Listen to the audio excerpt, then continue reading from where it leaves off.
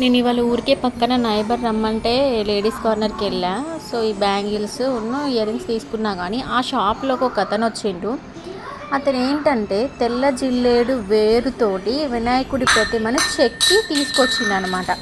అయితే ఇది మీ షాప్కి చాలా మంచిగా ఉంటుంది, పెట్టుకోండి, మీకు ఒకవేళ అమ్ముడు పోతే వీటిని అమ్ముకోండి, ఇవి నేనే ప్రత్యేకంగా తయారు చేస్తా, ఇవి అంత తేలిగ్గా దొరకవు అని ఆయన చాలా ఎక్స్ప్లెయిన్ చేస్తుండు వాళ్ళకి.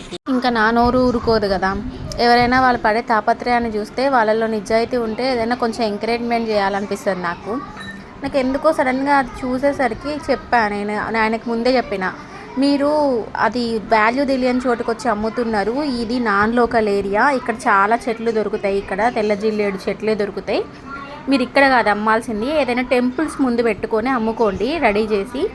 అప్పుడు వాళ్ళు కొంచెం గుడికి వచ్చిన వాళ్ళు, సిటీలో ఉండే వాళ్ళు అర్థం చేసుకుంటారు, దానికి వాళ్ళకి ఆ వాల్యూ, దానికి ఎంత వాల్యూ ఉండదు వాళ్ళకి అర్థమవుతుంది. నాన్ లోకల్లో ఈజీగా దొరికిద్ది కాబట్టి వాళ్ళు దీన్ని పెద్దగా పట్టించుకోరని ఆయనకు ముందే చెప్పిన. అయినా కూడా ఆయన పాప ఆయన ప్రయత్నం ఆయన చేసిండు, చెప్పిండు చాలా చెప్పిండు. మీ షాప్లో సేల్స్ పెరుగుతాయి అని చెప్తున్నాడు. ఇంకా రకరకాలుగా ఆయన తెలిసిన విధంగా అన్ని విధాలుగా చెప్తున్నాడు. అయితే నాకేమనిపించిందంటే ఆయనలో నిజంగా నిజాయితీ ఉంటే తను అంటే చెట్టు నుండి వేరు తీసినప్పటి నుంచి మొదలు పెడితే తను తయారు చేసే ప్రతిదీ ఒక వీడియో రూపంలో తీసి 100లో ఒక్కరికైనా సరే అది నచ్చొచ్చు, అది నిజమనిపించవచ్చు. అట్లా క్వాలిటీని కనుక తను ప్రూవ్ చేసుకొని ఉంటే ఖచ్చితంగా ఆ రోజు సేల్ జరిగేది తనకి. ఏ పని చేసినా క్వాలిటీగా చేయాలి.